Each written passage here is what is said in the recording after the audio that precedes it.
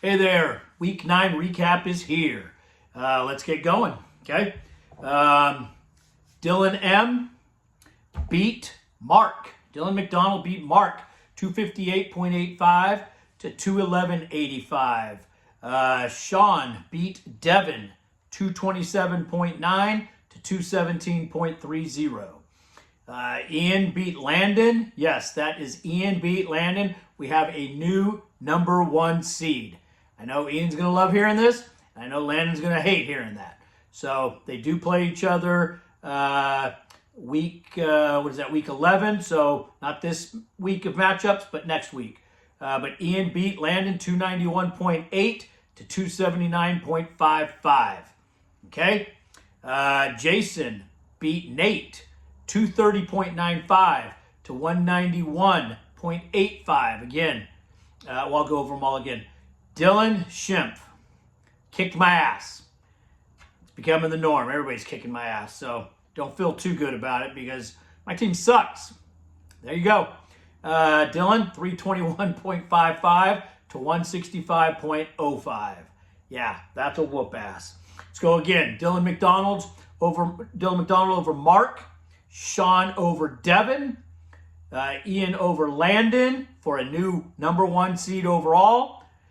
Jason over Nate, and Dylan Schimpf over me.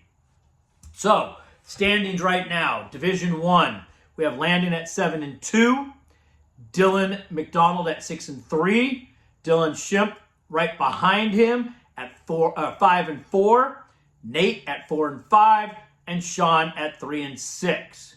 Again, Landon 7-2, Dylan McDonald 6-3, Dylan Schimpf 5-4, Nate 4-5, and Sean 3-6. Division 2, Ian, first place, number 1 seed overall, 7-2. So yes, he beat Landon, so that's what gives him the head-to-head lead going into Week 10, or the number 1 seed overall in Week 10. Jason at 4-5, Mark at 4-5 is third place in Division 2. Myself, fourth place, 3-6 in Division 2, and then Devin at 2-7. That's again, Ian 7-2, Jason 4-5, Mark 4-5, myself 3-6, and then Devin 2-7.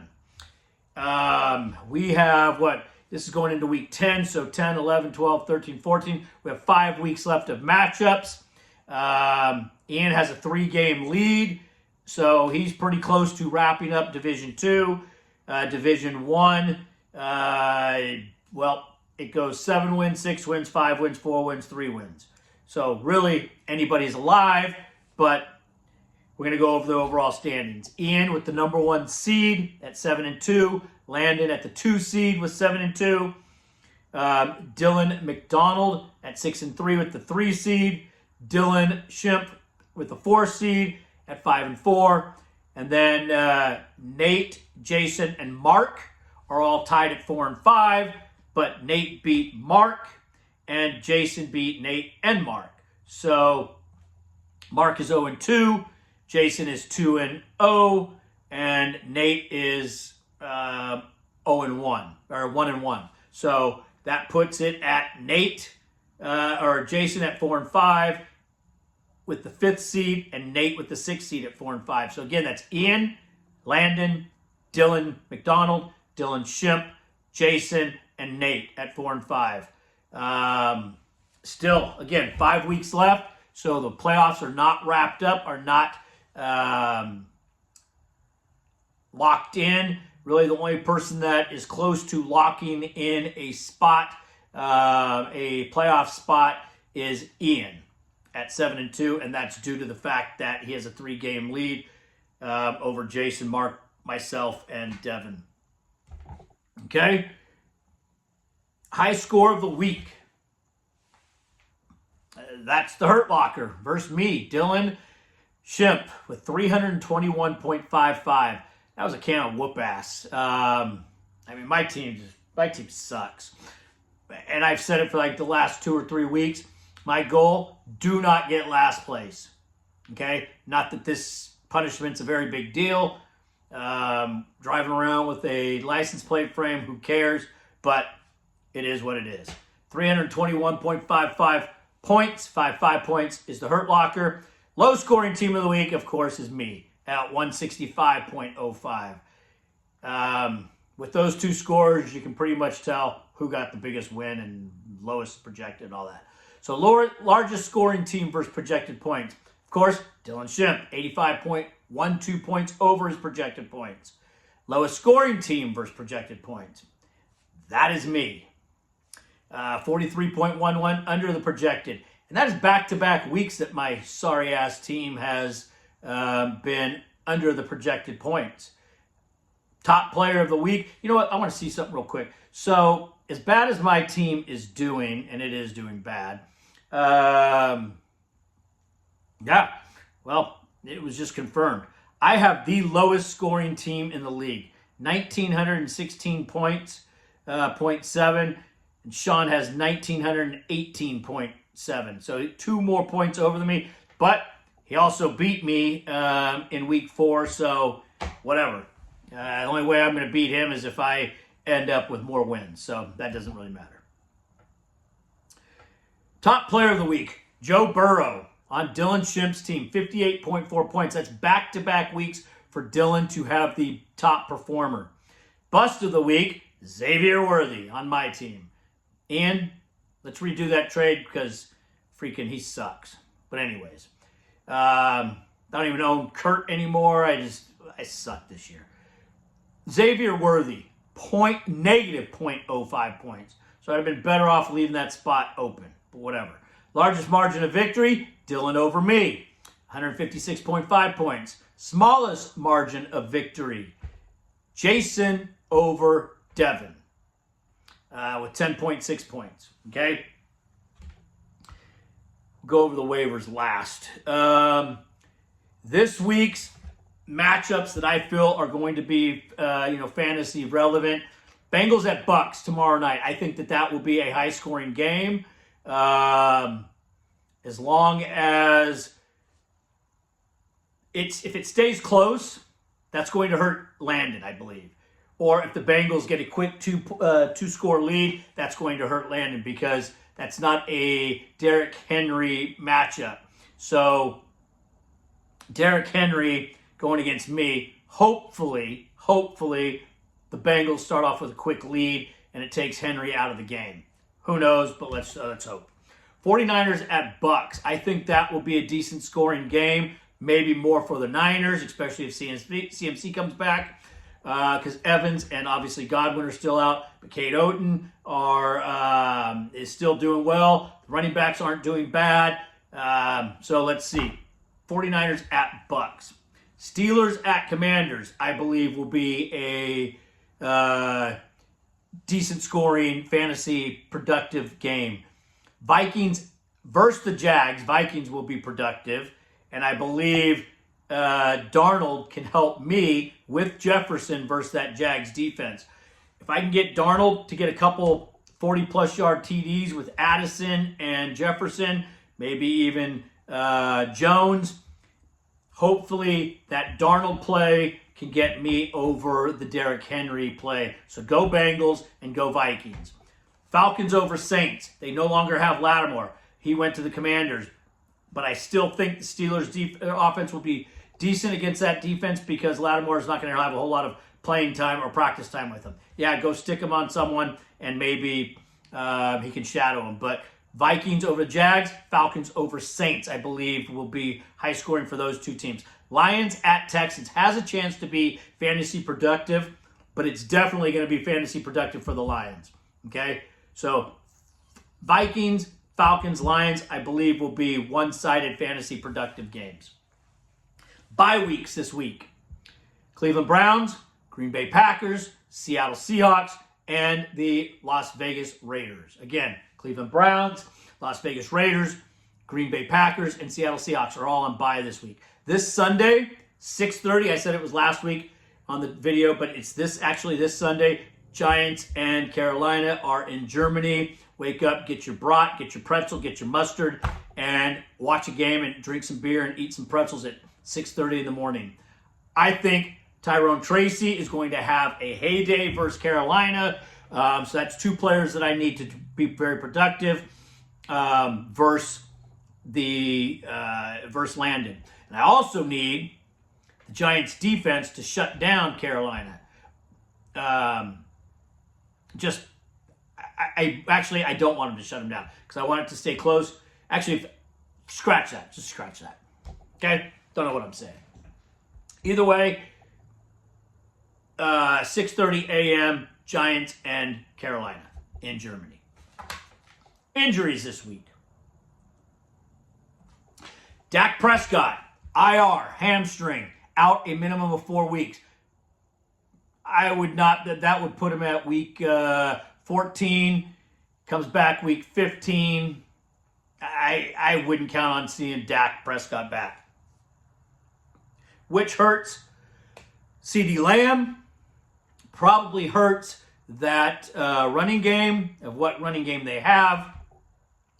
Well, CeeDee Lamb is already hurt. He's got an AC sprain, so don't know what he's going to do this week. Dallas is just, what a bust of a season for them. McCarthy probably gets fired. Zimmer, maybe he gets promoted. I don't know. Dallas should have kept Dan Quinn and promoted him, but no, he's in Washington Commanders front office now, or a head coach now, and he is doing a great job. But anyways, Dak Prescott, IR, hamstring. Drake London, hip. CeeDee Lamb, AC sprain. A.J. Brown, knee, but he's considered day-to-day. Chris Olave, concussion. I think that's his 4th or 5th concussion since he's been playing. So don't know what we're going to see with him. Wouldn't be surprised if he's just held out because their season's over. Keon Coleman, wrist. Darius Slayton, concussion. Caleb Williams, undisclosed, but he sucks and he's a bust. T. Higgins, still dealing with a quad. Thought he was going to get traded and would have been a recovery, kind of like Devontae Adams when he went to the Jets. But did not happen, so T. Higgins I think he's doubtful for tomorrow night, which means he's not playing again. NFL standings, okay? I went over this last week, and I used the 6-win mark for going into after 8 weeks going into 9. Well, this week I'm using that 6-win mark, and it went from 7 to 11 with 6 wins or more. Okay, we added an extra win. There was teams in there with 5 wins, but now there are 11 teams, okay, with 6 wins or more. And those teams are the Chiefs at 8-0 in the AFC. There's 5 of them. Bills 7-2, Steelers 6-2, Ravens 6-3, and Texans 6-3. So there's your 5 teams with 6 or more wins. 6 NFC teams with 6 or more wins. Lions at 7-1, Commanders at 7-2, Vikings at 6-2, Eagles at 6-2, Falcons and Packers at 6-3. Again, that's your 6 NFC teams. 11 teams total. 3 teams with 5 wins, and that is the 5-4 Cardinals, 5-3 Chargers, and 5-3 Broncos. That is 14 teams, okay, with 5 wins or more. 18 teams of 4 wins or worse. So that is, I mean,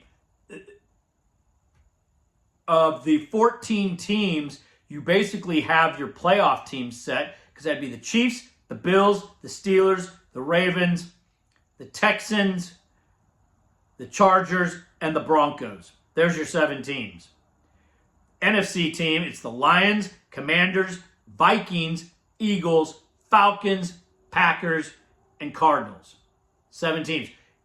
So you've got your 14 playoff teams. Everybody else, the other 18 teams, are 4 wins or worse.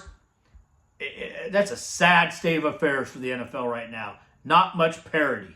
You're either good or you're bad, and it's 14 teams to 18 teams versus good versus bad. And I'm using the 4 wins, whether you're 4-4 or you're 4-5 or worse. Either way, 4 wins, not getting you into the playoffs. Next week's matchups. Landon versus me, and Landon is projected to beat me. Dylan Shimp is projected to beat Mark. Jason is projected to beat Sean. Devin is projected to beat Dylan McDonald. And Ian is projected to beat Nate. Okay, so we'll see what happens there. Again, the bottom teams just need to scrap out some wins of when they're facing the other bad teams. I haven't beat a bad team yet. My 3 wins come from Ian, Nate. Well, actually, Nate is 4-5, so he's bad. And Dylan McDonald. That's my 3 wins. I can't beat these other teams, but I was able to beat those teams. Go figure. Now, we're going to go with the waivers, okay? Waivers ran last night, sometime between midnight and I guess they ran at 12:26, so right after midnight. Devin, with Return of the Kings, dropped Kyler Murray, picked up Tua. Return of the Kings also dropped Arizona defense, picked up the Chargers defense. I was hoping to get them, but I was the second waiver. He was the first. So that's the one positive about losing. You get first waiver run, but you've got to be decent for these to matter. But definitely Los Angeles Chargers defense has been strong, and Tua, they've got to come around some point. Myself, I dropped Washington defense and picked up Ray Davis.